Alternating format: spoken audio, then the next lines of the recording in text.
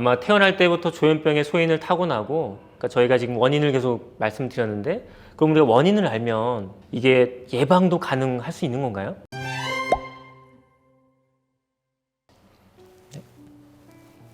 네, 안녕하세요. 저는 대한조현병학회 홍보의사고 국민건강보험 일산병원에서 일하고 있는 이정성입니다. 저희가 인터넷이나 유튜브를 보면 조현병에 대한 참 많은 정보들이 있는데요. 대부분 좀 깊이가 너무 얕고 부정확한 정보들이 많은 것 같습니다. 저희 대한조현병학회에서 조현병에 대한 정보를 좀 더 자세하고 깊이 있게 알려드리기 위해서 유튜브 영상을 제작하게 되었습니다. 저희 제목은 조현병 바로 알기이고요. 총 4편으로 제작될 예정입니다. 저희 이제 첫 번째 시간이고요. 조현병이 과연 어떤 병인지 좀 알아보기 위해서 저희 조현병학회 부이사장이시고 한양대학교 병원에서 근무하고 계신 최주령 교수님을 모시고 말씀 여쭤보겠습니다. 처음으로 여쭤보고 싶은 게 과연 조현병이 한마디로 좀 어떤 병이냐, 그걸 좀 말씀해 주시면 좋을 것 같습니다. 조현병이란 그 망상 환청이 특징적인 정신병 상태를 야기하는 대표적인 뇌 질환입니다. 뇌가 성숙해지는 출생 후 과정에서 기능적 이상이 생기고 그게 20대에 이르러서 증상이 나타나게 되는 병입니다. 치료가 반드시 필요한 병이고 적절한 치료가 이루어지지 않으면 소위 인격이 황폐화가 되는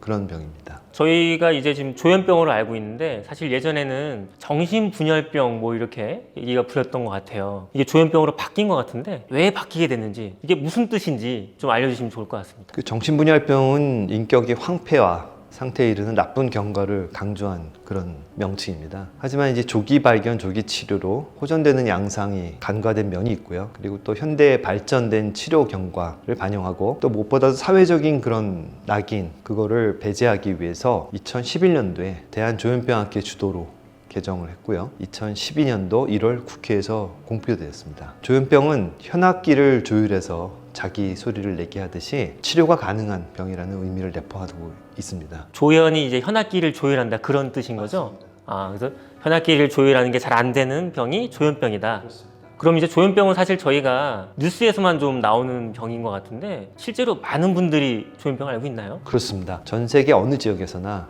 평생 유병률이 1%입니다. 100명 중에 1명꼴로 발병하는 비교적 흔한 질병입니다. 그러면 이 병은 도대체 어떤 원인으로 좀 생기는 병이라고 봐야 될까요? 조현병은 뇌병이고 따라서 생물학적 원인으로 유전적, 신경생화학적, 신경해부학적, 신경생리학적 요인들이 관계됩니다. 잘 알려진 도파민, 세로토닌 등의 신경전달물질의 이상이 신경생화학적 요인에 속합니다. 출생 후 뇌 성숙 과정에서 뇌 기능적 이상이 발생된다는 신경발달학적 관점은 첨단 뇌 영상 결국에서 나타나고 있는데 이것들이 신경해부학적 원인에 해당됩니다. 근데 이런 생물학적 원인 외에도 심리사회적 요인이 발병과 경과에 중요한 역할을 하는 걸로 알려져 있어서 이 질환의 원인과 병태 생리는 매우 복합적이라고 말할 수 있겠습니다. 조현병 환자들이 유전병이다 이런 생각들 많이 있으신데 이게 진짜 유전병으로 봐야 될까요? 거기에 대해서는 명확하게 이렇게 말씀드릴 수 있습니다. 조현병과 관련된 유전자가 많이 발견되었습니다. 근데 부모로부터 받은 유전자가 발병에 절대적인 역할을 하지 않기 때문에 부모가 조현병이라고 해도 반드시 자녀가 발생한다고 볼 수가 없습니다. 오히려 더 많은 자녀들이 발병하지 않고 지내는 걸 볼 수가 있습니다. 그러니까 이런 면에서 이거를 유전병이라고 할 수가 없는 거고요. 그다음에 이런 현상은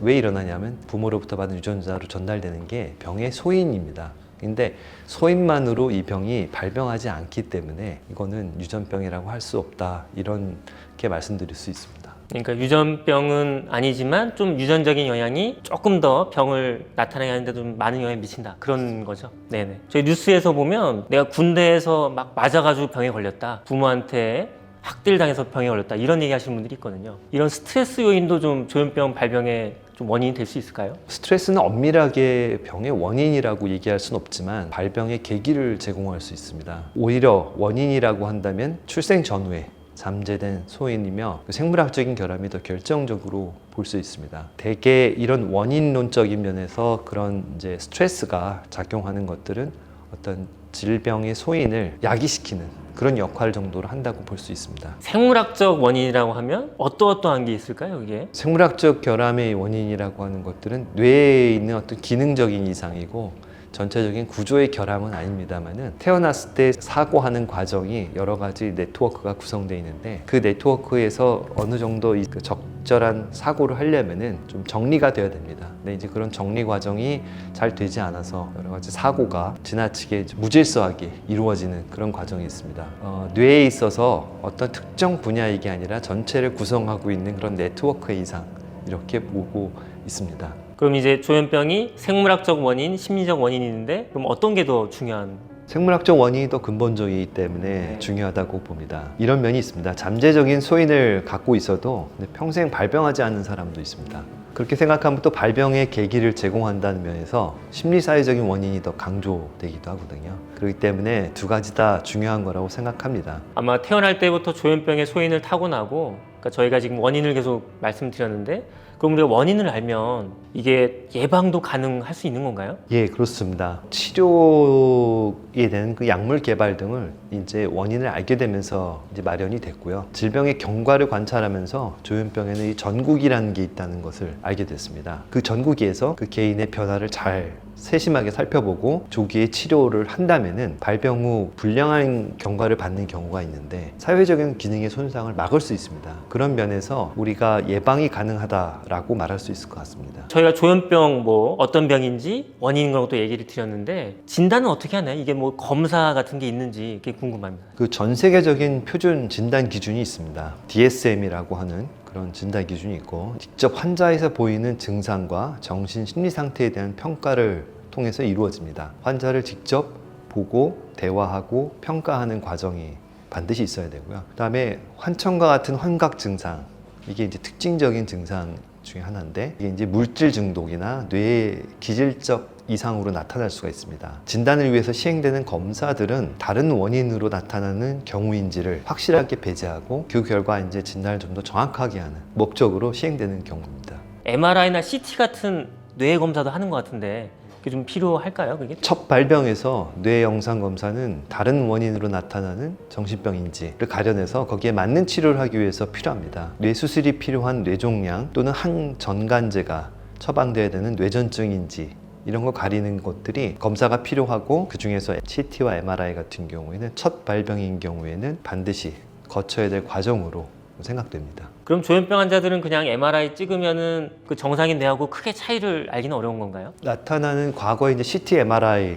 연구 결과들을 보면은 차이가 있습니다. 그 차이가 진단을 할 수 있을 만큼의 아주 뚜렷한 차이라고 보여질 수 없다고 말할 수 있고요. 환자분들이 만성적으로 경과가 오래되고 병력이 오래된 사람들은 이제 그런 변화들이 나타납니다. 뇌가 위축된다든지 뇌 안에 있는 그 뇌실이 확장된다든지 이런 소견들이 과거 오래전부터 나왔고요. 조현병 자체를 진단하기 위한 뇌 영상 자료로서 하지만 무엇보다도 다시 말씀드리는 것은 우리가 같은 증상을 보이는 다른 원인에 있는 병을 간과하지 않기 위해서 처음에 그거를 간과하고 하게 되면 그야말로 오진이 되는 거고 오진이 되면 치료 방법이 바뀌기 때문에 효과적인 치료가 될 수가 없죠. 그래서 그런 순간들을 우리가 이제 미연에 방지하기 위해서 첫 발병 시에는 MRI와 CT와 같은 정확한 영상 검사가 필수라고 볼 수 있습니다. 요즘 이제 뇌파 검사도 하던데 그것도 좀 중요할까요? 뇌파 검사는 원래 조현병 환자들의 뇌파 검사를 해보면은 비특이적인 진단적이거나 이게 이 환자들에서만 나타난다는 것은 보장은 안 되는데 어찌됐든 뇌파가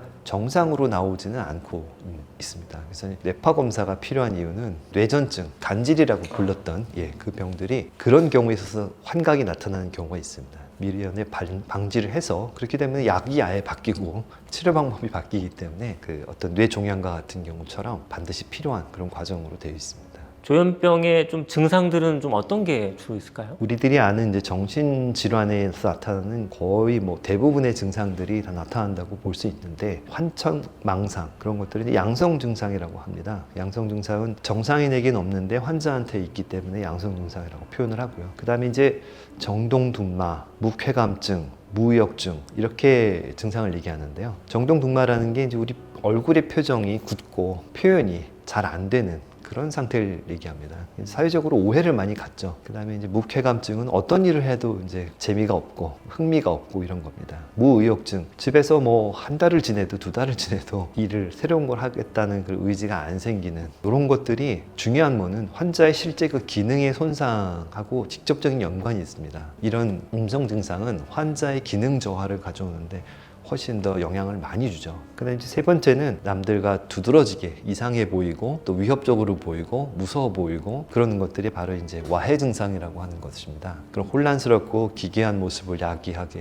되고 이런 와해 증상들이 보통 사람들이 할 수 없는 행동 그런 말을 하는 그런 이제 혼란스러운 모습을 보이기 때문에 있습니다. 물론 이것도 굉장히 짧은 시기에 나타나는 거고 이게 길게 나타나는 경우에 조현병도 있지만 그런 환자는 굉장히 흔치 않습니다. 사실 이게 좀 민감한 얘기일 수 있는데 이 많은 분들은 이제 조현병 하면 보고 뉴스에서 많이 보실 것 같은데 어떤 사람들은 이제 조현병 환자 하면 아유 되게 무섭고 꼭 피해야 되는 사람들이다 생각 많이 하시는 것 같은데 조현병 환자는 진짜 이렇게 폭력성이 많은 분들인 건지. 정신과에서 이제 환자를 보는 의사들은 조현병 환자들이 얼마나 온순하고 내성적인 사람인지 익히 아실 겁니다. 학문적으로도 10년도 전에 조현병 환자의 범죄율은 일반인에 비해서 낮다는 게 결론이 난 상태입니다. 조현병 걸리기 전에 범죄력이 없는 사람이 조현병이 걸린 후에 범죄를 일으키는 경우는 거의 없다, 드물다고 알려져 있습니다. 그러니까 조현병 환자를 잠재적인 범죄자로 보는 것은 정말 옳지 않습니다. 조현병 첫 발병 시에 환자가 경험하는 혼란스러운 정신병적인 사파, 그런 사파에서 스스로 위협을 느끼고 안전을 지키기 위해서 사력을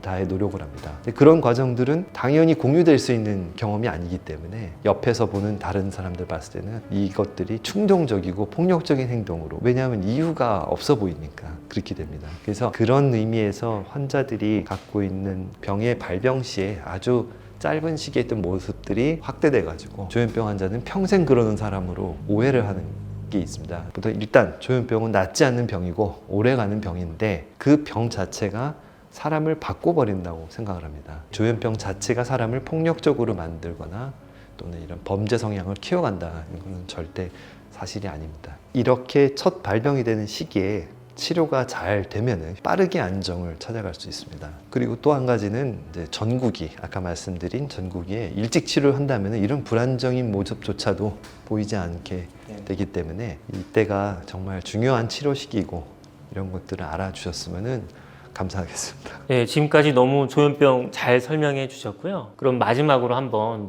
환자나 가족들에게 좀 한마디 좀 해주시면 어떨까요? 조현병은 분명히 치료되는 병입니다. 그리고 약물 치료는 어떤 치료든 간에 가장 기본이 되는 치료이고요. 완치가 어렵다라는 것은 치료를 받고 안 받고 하고는 상관이 없다고 생각합니다. 약물 중독 복용을 중지하지 않고 희망을 잃지 않았으면 좋겠습니다. 임상의사로서 조현병 환자의 회복 과정을 같이 경험하는 것은 큰 보람입니다. 본인의 치료를 담당하고 있는 의사 선생님과 좋은 관계를 유지하고 있다면 지금 가장 회복으로 이루는 가장 빠른 길로 가고 계시다고 생각하시면 되겠습니다. 예, 감사합니다. 지금까지 좋은 말씀 감사드리고요. 오늘 저희 조현병 바로 알기 첫 번째 시간은 여기까지 하겠습니다. 오늘 영상이 도움되셨다면 대한신경정신의학회 채널 구독과 좋아요, 알림 설정 부탁드리겠습니다. 네, 감사합니다.